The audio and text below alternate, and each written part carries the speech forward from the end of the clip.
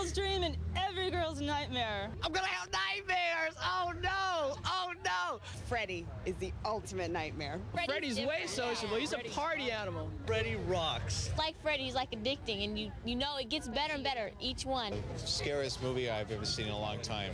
I don't think I'll sleep tonight.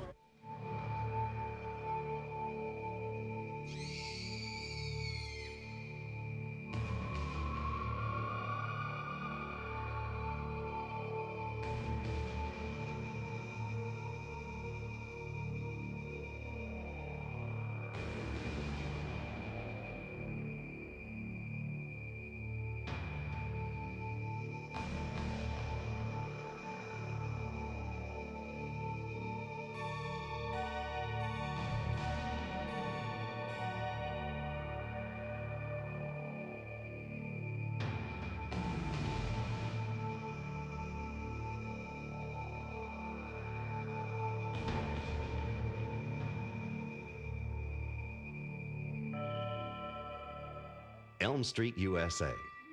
Nice homes, nice cars, and nice kids. Only problem is, these nice kids are terrified by not-so-nice dreams. How sweet, fresh meat.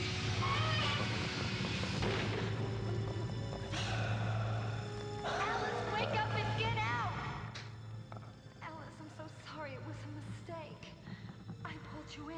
Alice, come to Daddy. In Elm Street, The Making of a Nightmare, we'll take you behind the scenes of Nightmare on Elm Street 4, The Dream Master, and let you meet the man responsible for the cause of chronic insomnia of teenagers, not only on Elm Street, but around the world, Freddy Krueger. Why don't you reach up and touch someone?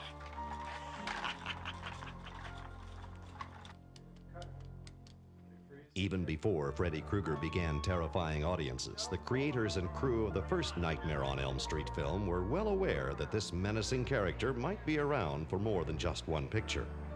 Rachel Talalay, the producer of Nightmare on Elm Street 4, has been associated with the Nightmare films from the beginning. Well, first of all, Nightmare 1 was just inherently terrifying. And I knew it was a great film when I read the script and I couldn't sleep that night. I knew it was a good film when it was scary on set when you're filming it, which is almost impossible because there are a million lights and you know what they're doing and you're looking at pieces of rubber and it's still scary.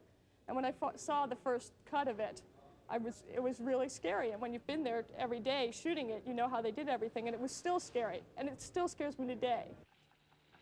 The man responsible for creating the character of Freddy Krueger, in addition to writing and directing the first Nightmare on Elm Street film, was Wes Craven.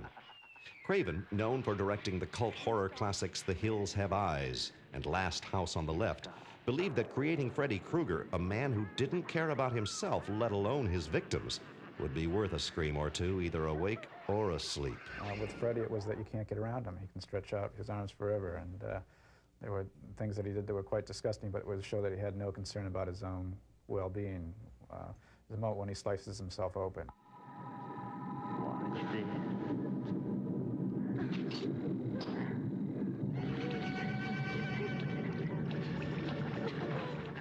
When you suddenly realize the person that's after you doesn't even care about their own body, that's a horrifying thing because you can't harm them. Actor Robert Englund, who has played Freddy Krueger in all 4 Nightmare films, remembers being a bit apprehensive when he first met with director Craven. If the food don't kill you, the service will.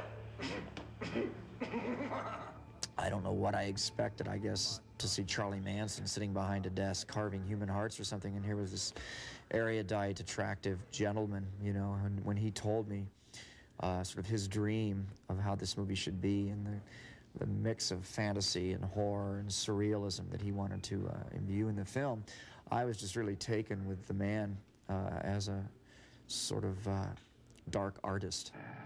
The chemistry between Robert Englund and Wes Craven was apparent when the first Nightmare on Elm Street hit the screens in 1984 and became a box office smash that brought fear into moviegoers around the world.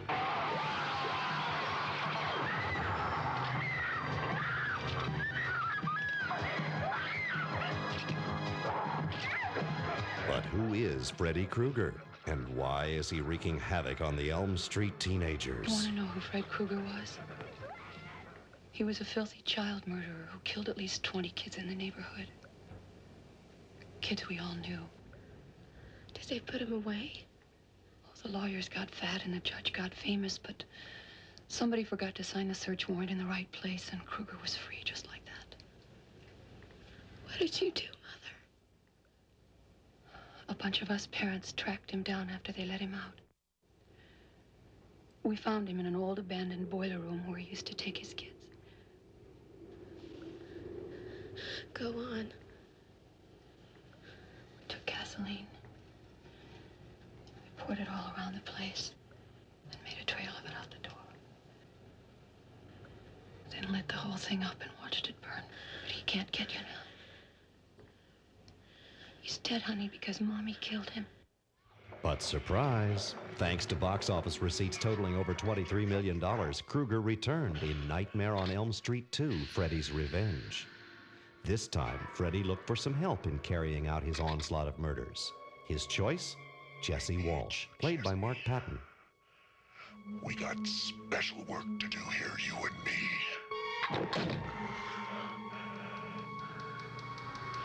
You've got the body. I've got the brain.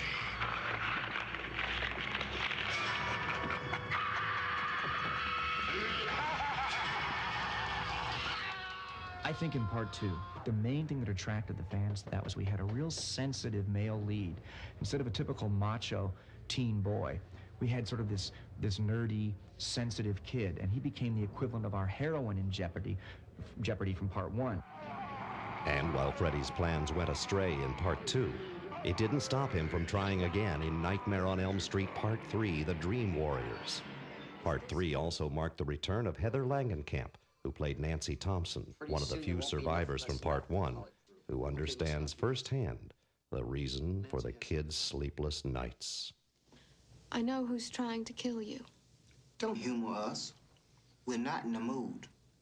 He wears a dirty brown hat. He's horribly burned.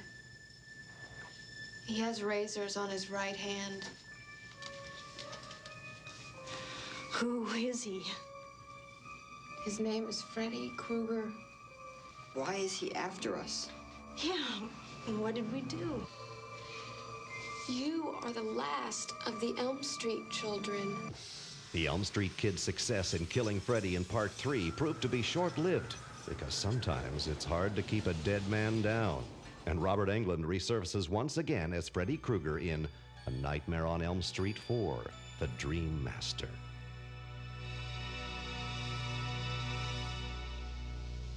You shouldn't have buried me. I'm not dead. The Freddy Krueger phenomenon is hard to explain.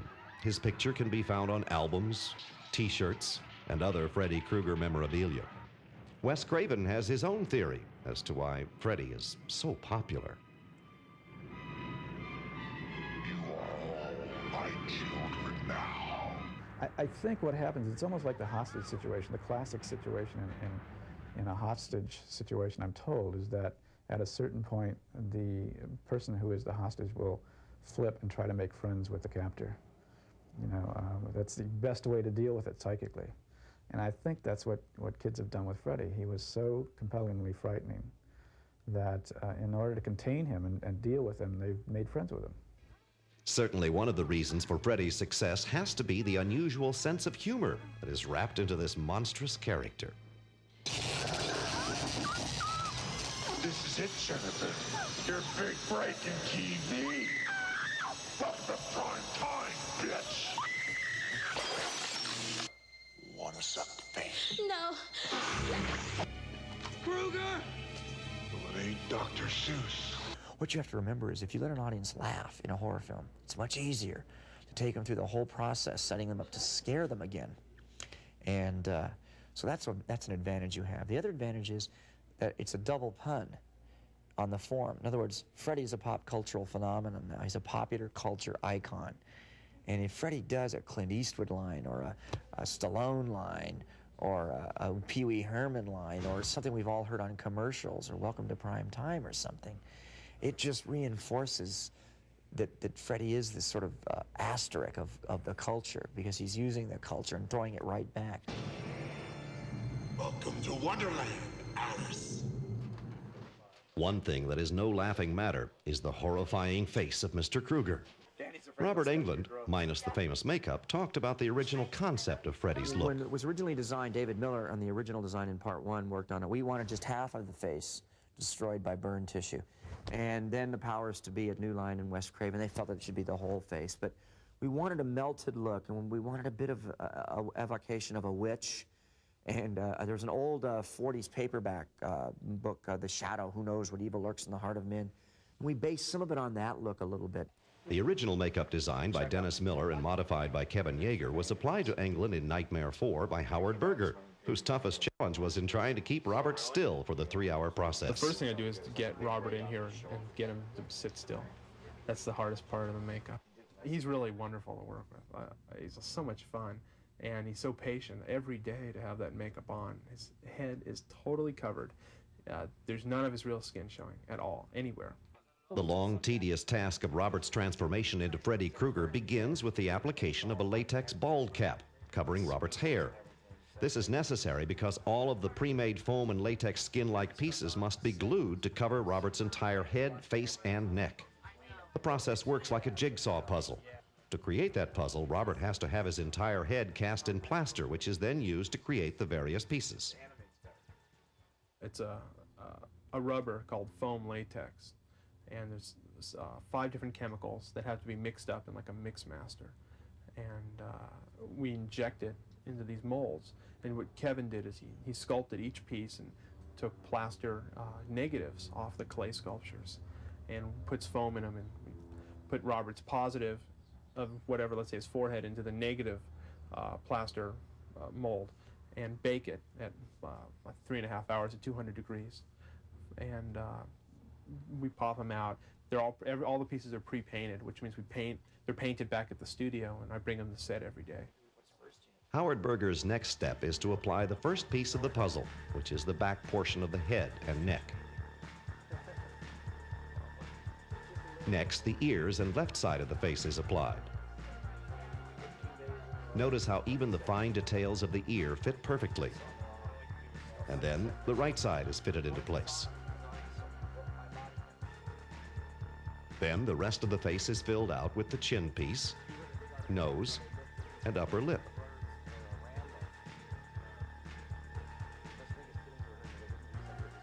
And the final piece, the forehead. Finally, additional makeup is applied to achieve the desired look for the camera. By Friday, I've been in the makeup, if I've been in the makeup 12 hours a day to 15 hours a day for 4 days, with only a night's sleep in between, I'm raw. So I'm really raw, and I start to break out the corner of my eyes where it glues into the corner of my eyes. I can barely touch there. If I just touch with the warmth of my finger now, it stings. So I have to psych myself up to put it on. But once it's on and the tingling goes away from the glue drying, I'm okay for the rest of the day, except for the heat. However, there was one time Englund made the mistake of wearing the makeup in public. And I was starving for some real food one day and worked about a 10-hour day, and we went across the street to this Thai restaurant that's been there for years, and we all figured it was like really good food and everything. It's next to a dog and cat hospital. That's always a bad sign for a Thai restaurant, but we all figured, because, you know, all the neighborhood is movies, studios and stuff, that, you know, I'd been there. And I went across the street, and we walked in, and everybody's used to Robert now in the makeup, all the guys on the crew. We walked in, and it was like this guy who just got off the boat with his green card from Cambodia or Vietnam, and we scared him to death. I mean, literally, the tray and all the plates went up in the air. The guy turned white. He ran in the back. I mean, the doors went waka, waka, waka, you know, and he never came out again. Even actress Lisa Wilcox, who plays Alice in Nightmare 4, found it took some time before she could deal with the reality of working with such a handsome leading man. And the first day I worked with him, he was already in full makeup. Literally, I couldn't look at him for more than about 2 minutes because I just have to go, ooh, like that. So that's something, and all the blood and the guts, and you just have to completely erase your imagination and say, okay, this is real, and don't worry about it. With director Rennie Harlan at the helm, Nightmare on Elm Street 4 picks up where Part 3 left off. as the survivors of Nightmare 3 are still finding it difficult to get a good night's sleep. Tuesday night plays Kristen, the girl who has the unique ability to summon her friends into her dreams. Also back for a second time is Rodney Eastman as Joey. And reprising his popular role of Kincaid is Ken Sagos, who is definitely ready for Freddy. Kincaid was scared. There's no doubt about it. But yet, when he had to face Freddy, you know, he fought him. He did not deny he was scared, but Freddy was not going to mess with him without a fight. Our cameras went behind the scenes to capture Kristen's dream as Joey and Kincaid attempt to convince her that Freddy is dead and can't harm her. But we know differently, because when this pipe is opened, Kincaid's dog, who also was pulled into the dream, is not quite the friendly canine they remember. To accomplish this tricky scene, the specially trained dog named Jake is first filmed jumping from the pipe and into its trainer's arms. Then, because the script calls for the dog to attack Kristen, a dummy made to look like Kristen is brought in.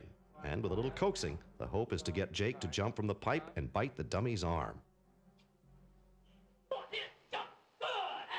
As you can see, Jake is one actor that really sinks his teeth into his work. Then, with some quick editing and post-production, it appears that Jake has actually made his mark on actress Tuesday Night in the final version of the film. Fred Krueger's history. Come here.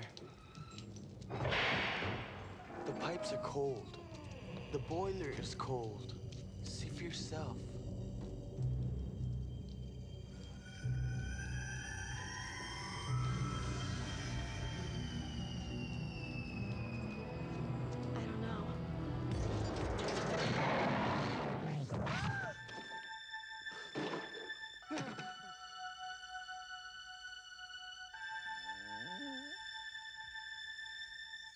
While Kristen suffers a nasty dog bite, the fate for Kincaid proves to be a lot worse when he finds himself in the middle of a junkyard. And for the film's producers, the junkyard scene proved to be a nightmare of its own.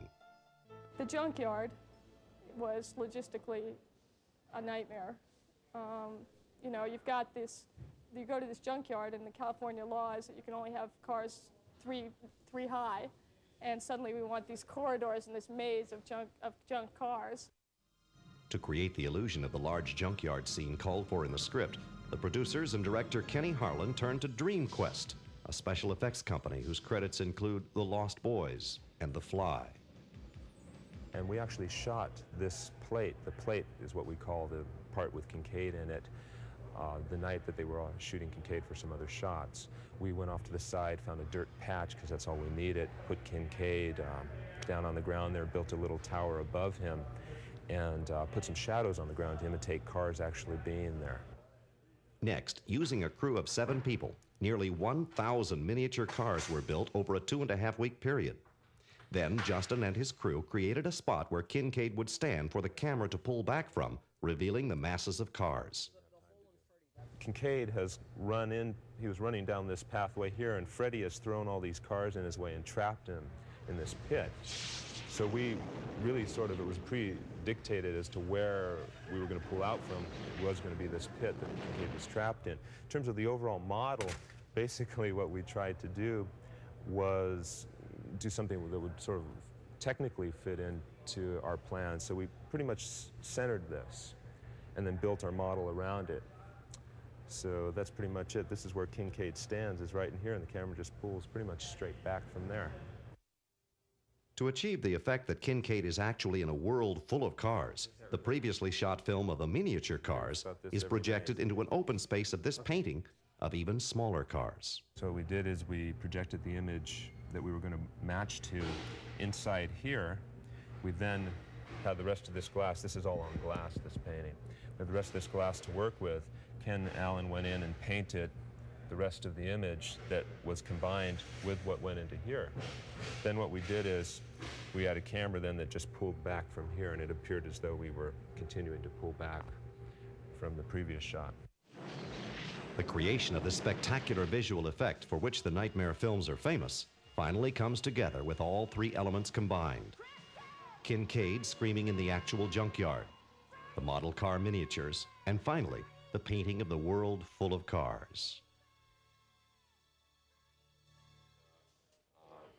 Overseeing all of the special effects in the picture is director Rennie Harlan. Harlan, who had a taste of directing horror films with the movie Prison, looked forward to making his contribution to the Nightmare series.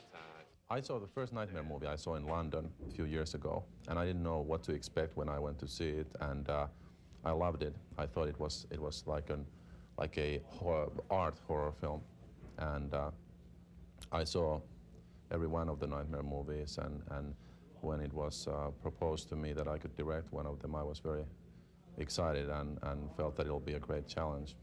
And producer Rachel Talalay was excited about the overall look Rennie Harlan could give a Nightmare on Elm Street film. What I was really looking for in Nightmare 4 was somebody who had a real visual style.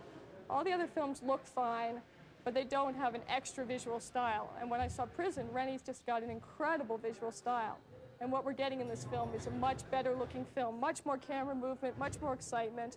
And that's what we thought we could give to this project that the other ones didn't have. And Robert Englund's previous experience on Nightmare films was helpful to the young director. Working with Robert Englund is really great because he is very familiar with the whole series. He can help me a lot by telling what they did earlier and what worked, what didn't seem to work. And there's like a set of Freddy rules in a way. There's like Freddy's own reality where you have to sort of draw from.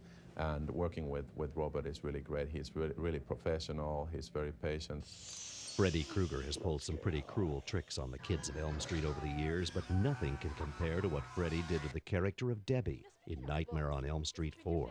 One of the most interesting sequences in this movie is maybe our cockroach sequence, where a young girl who is very into fitness and beauty and that kind of values that seem to be popular among people today turns into a cockroach. Early on, before we started to even prep this sequence, I met a lot of people from a lot of companies trying to find the ultimate guy to design this sequence. And I happened to see a sequence that Screaming Mad George had designed for another movie, and I realized that this man he's mad or he's a genius. Playing the unfortunate teenager is Brooke Thies, who looked to another human-turned-insect, Jeff Goldblum of The Fly, for some inspiration on playing an insect. First thing I did was I went and I rented The Fly, the second one, and I watched his metamorphosis of his acting. I think he did a fabulous job in that, and his progression and his movements and his walk. But as I was doing the cockroach, I found that my part was different because it was almost like he was becoming this thing, and he was a part of it. Even though in the beginning when I had the arms, I felt that Debbie really wasn't a part of it yet, and she didn't want these things on her. The man responsible for creating the transition of pretty Brooke Thies into a cockroach was Screaming Mad George, whose work can be seen in such films as Poltergeist 2 and Big Trouble in Little China. For George, the process of designing the roach transformation began with the not-so-pleasant study of the little creatures up close and personal. So we had, like, we got a bunch of cockroach in the roach motels, and we really inspecting with this close, and it was so gross. I mean, I'm not really cockroach fan, and but it was really interesting insect study. But I mean, it's the art of something, that recreating something so realistic that people get nauseated.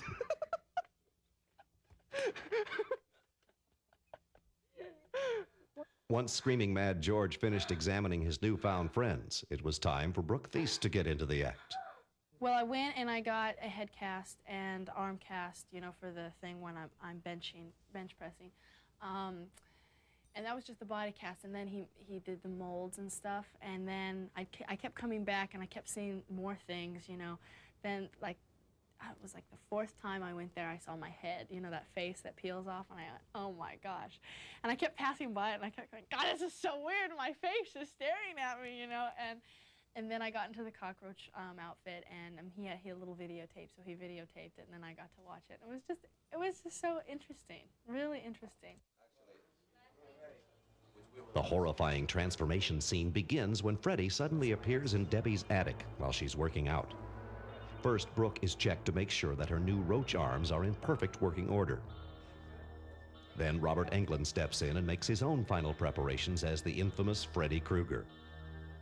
Director of photography Steve Fierberg takes a last look, and then cameras roll. One up, and to one side of the slate. That's it. Mark.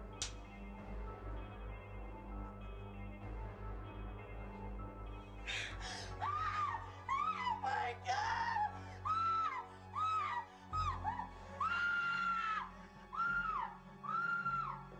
That was great. Beautiful. For the next phase in filming this scene, England must throw the barbells into a mirror strategically placed next to the camera. Not an easy shot for England, and not a safe place to be if you're the cameraman. So with the cameras rolling, England gives it his best shot.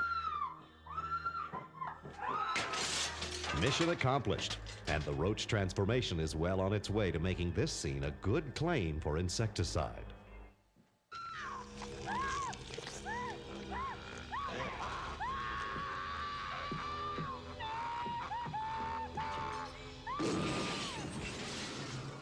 But things don't get any easier for poor young Debbie. After running from Freddy, she finds herself smack in the middle of a roach's worst nightmare, a roach motel. For this next portion of the cockroach scene, a simulated roach motel was built on a soundstage in Valencia, California, and was covered with a glue-like substance known affectionately in the business as ultra slime. And while it certainly adds a whole new dimension to the phrase sticky situation, you might be surprised to learn that you may have had a taste of the stuff sometime in your life. Think about this the next time you're munching away on your favorite jelly donut. Slime is one of the most important things in effects work, and there's a lot of different kinds of slime you can use. This is it's made from jelly donut thickener, kind of. It's a food thickener, basically. And there's some other additives to make it string like this. But it is kind of reminiscent of jelly donuts, isn't it? Now, if you have any aspirations of becoming a glamorous young movie star, you may want to think twice. After Brooke was done sticking around in the slime, the next shot to be filmed called for the young actress to drop her face into the ultra slime. Plans that apparently didn't seem to bother Brooke. I loved it. That sounds so corny. I just thought it was fun. I was laughing, and it was fun, and it was gross, but I've always been a real tomboy, so it wasn't that bad, and it was fun. I kind of felt like I was playing out in the mud, making mud pies and stuff. So it wasn't bad, and it was fun. And I could breathe, it was fine if I just kind of scratched my mouth a certain way, so it wasn't bad.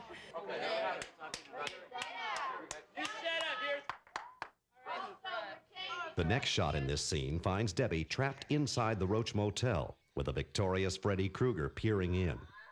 To accomplish this visual effect, the crew placed a rear projection screen just outside an opening on the set. Close-up footage of Freddy's eye, which was filmed earlier, is then projected on the screen behind Debbie, giving the illusion Freddy is watching. And then there is Brooke's mechanical co-star in the scene, yet another creation from Screaming Mad George. For this puppet roach, because of the insect look, we thought regular latex wouldn't look as good as something like really, you know, kind of stiff and shiny look. And we decided, yeah, let's make a vacuum foam, which is plastic, you know, sheet or acetate, heat it up and then go over some stone mold, so it gives that shape. So, and that's a clear, and we paint from behind, so it becomes like really look like an insect shell. And we, you know, segmented it, and then we have a rubber inside, so it gets, you know, soft in the inside and then really hard in the outside. Then it's time for Brooke to step into the full roach costume. Black makeup is then added so Brooke's face will not be seen under the head of the cockroach. A few more roach parts are added, more ultra slime is added to the floor, and Brooke does her best to get comfortable in a rather unusual situation. It was uncomfortable, but it wasn't as bad as I thought it was going to be, because I found a position that was real comfortable, and, you know, when he said action, I did my thing, and then I went back down. The only thing that really hurt was my neck and pushing up, because on the slippery stuff, I had no control. Well, that's the only part I didn't like about it, that I couldn't turn around. You know how the cockroach turns around and sees the eye? Well, I'm like, that's all I can move. I can't do any more. Only through the efforts of the actors, Screaming Mad George, and the rest of the crew working as a team could this memorable special effects sequence come to life, as we see in this final version of the film.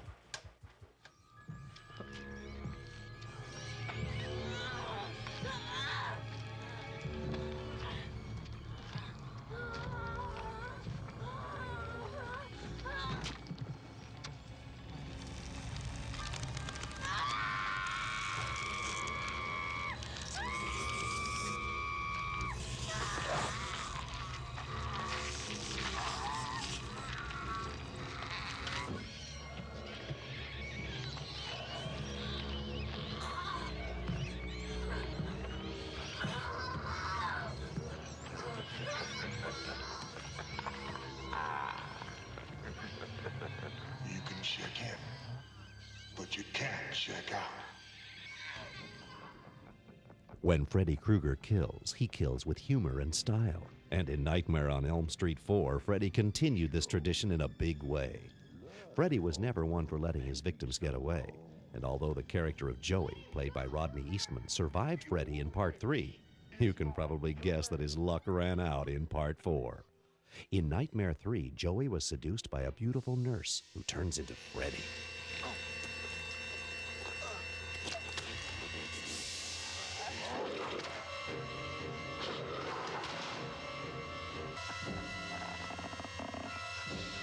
What's wrong, Joey? Feeling tongue-tied?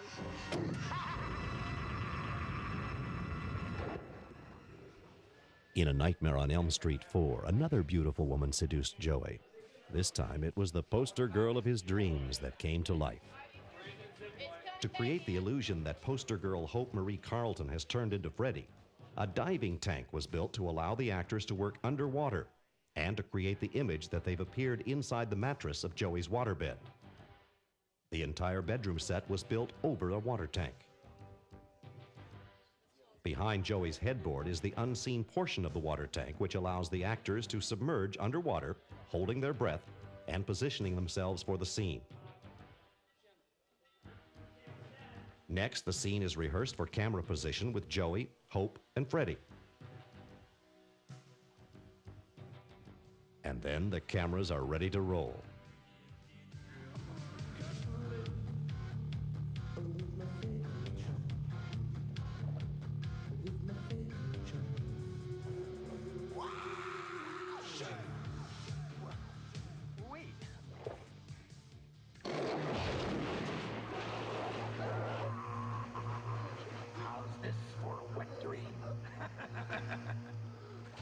Because the Nightmare on Elm Street films feature one spectacular special effect after another, the producers have learned how to film these elaborate effects in a cost-effective manner.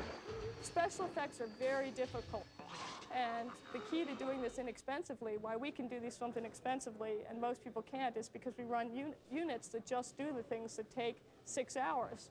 You want to do a makeup effect and it takes 6 hours, you can't have a whole crew standing around. You take a small crew. During the filming of the waterbed scene, a separate crew was on another soundstage filming yet another elaborate special effects scene. This time, the unlucky victim is Sheila, played by Toy Newkirk. Sheila has made the mistake of dozing off during a physics exam, which has allowed Freddy the chance to take her life. After some initial shots of Toy and the other actors in the scene are shot, the special effects crew gets to work.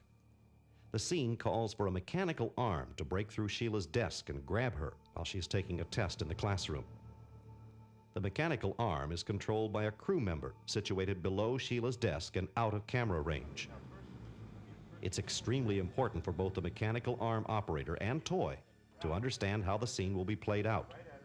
And with the help of Justin Clarenbeck of DreamQuest, the scene is rehearsed. That's right. There you go. Now Not on the rotating part. Yeah, yeah. Okay. Now pull down. Okay. Okay, now you're violent. Now, the whole time. Rehearsal is complete, and cameras begin to roll. This is definitely one scene that will not only grab Sheila, but moviegoers as well. Paper. All right, and break through the ice. And, okay, struggle. Okay, and out, up. Okay, and now, get her face. All right, and a little camera left. Okay, down, pull down, go down, go down, go down, go down. Okay, back up. Back up. Okay, and push him away. Push him down. Struggle, struggle, struggle. Down, down, down, down, down, down, down. Pull out. Okay.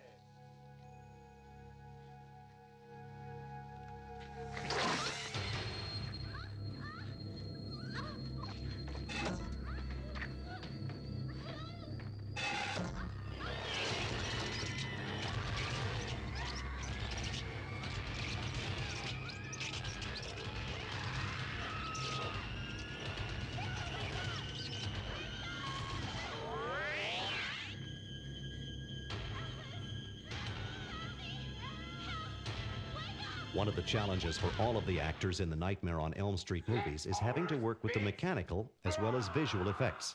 For Lisa Wilcox, the biggest challenge in appearing in a Nightmare film was reacting to frightening objects that weren't really there. A lot of the special effects have a personality, and you have to react to that personality.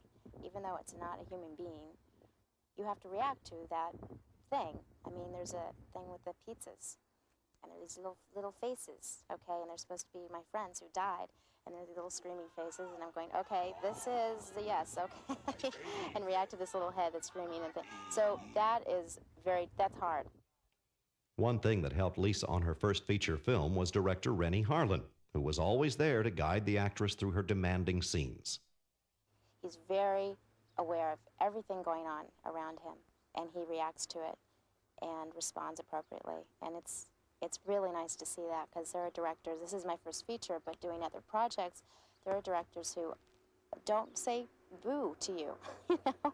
They just say, do it, you know? But he is always coming over and saying, this scene, do you like how it works, you know, and how do you want to play? And he's always listening and wants to get your response and your contribution. For director Harlan, his toughest challenge came when trying to bring all of the special effects elements together for the final battle between Alice and Freddy. I think the most challenging sequence is our final church sequence. That's going to involve a lot of makeup effects and mechanical effects and optical effects and stunts, and it's going to take a couple of weeks to shoot, and involves 3 units and a lot of collaboration from different people, and that's very hard to coordinate, but I think that sequence is also going to be very interesting.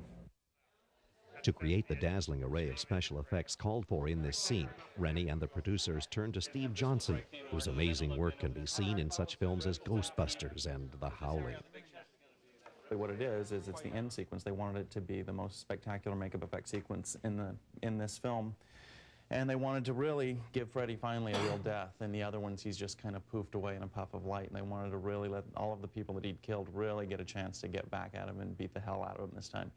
So we just carefully and cleverly planned it out so that the basic trick to the thing is intercutting between an oversized prop that stood about 20 feet tall of Freddy and small-sized props. And with some strange tricks like Dutch angles and a lot of smoke and moving cameras, hopefully we'll fool the audience and they'll never know the difference between the two.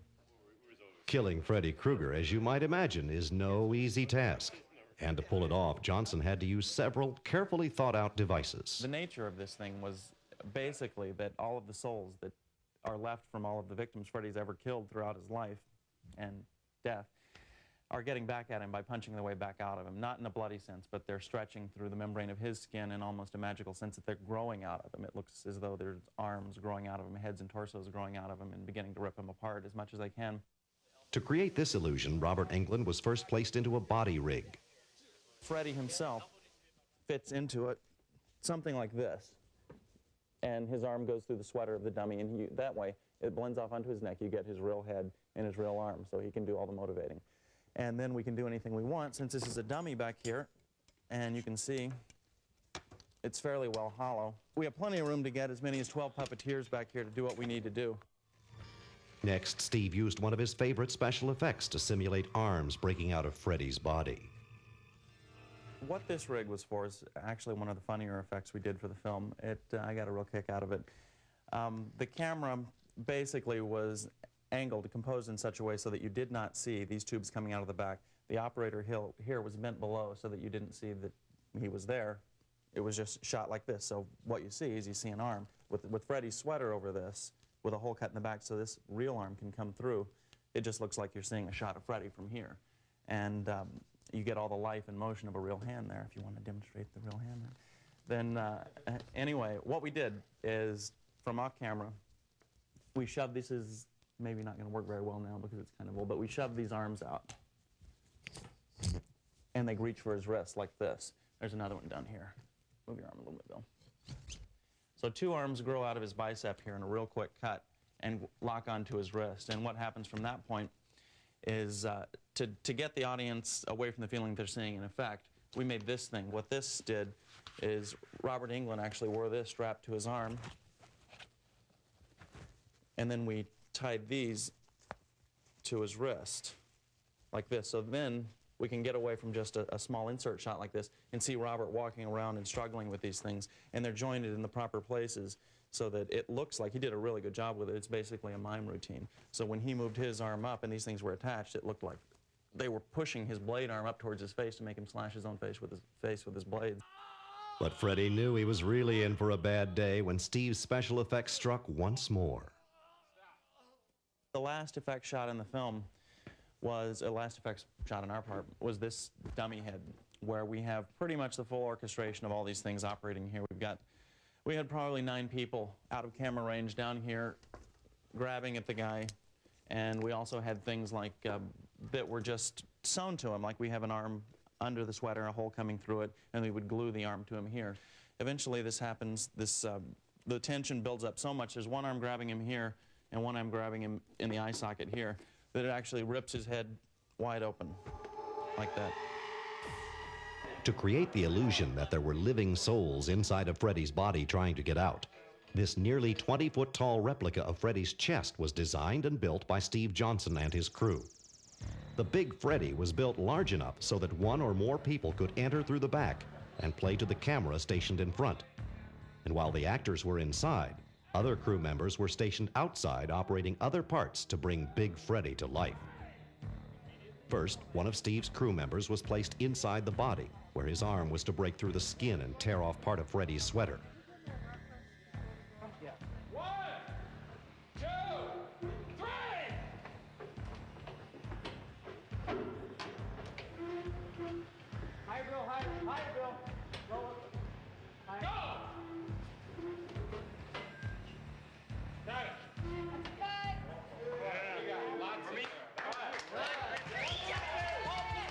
Once the hole is punched through the skin of Freddy's chest, it must be replaced many times throughout the day.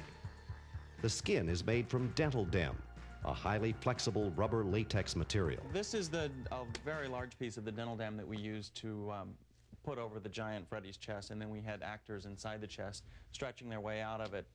When we shot it, we had them wearing really, really theatrical makeup to kind of match this kind of look. For a couple of different reasons. I'm always afraid that big props always look like big props to me. So we, in this instance, obviously made the little ones look as realistic as possible, but we tried to make the big ones look fake, even in their movement. So we painted them really theatrically, stretched this stuff over them, and this is kind of how it worked.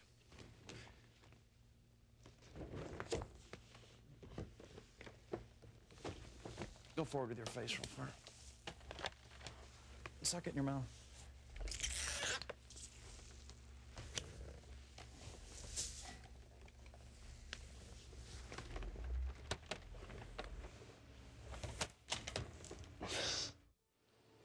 Three actors made to look like the dead victims trapped within Freddy's body are given final touch-ups before entering the oversized replica.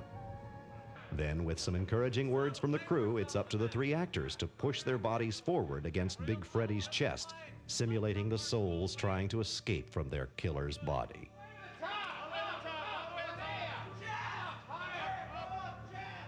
A job well done, and all of the effects created by Steve Johnson and his crew combined to make this climactic scene perhaps the most memorable of all the Nightmare films. But could this really be the end of Freddy Krueger? Could the teenagers of Elm Street finally be able to get some rest?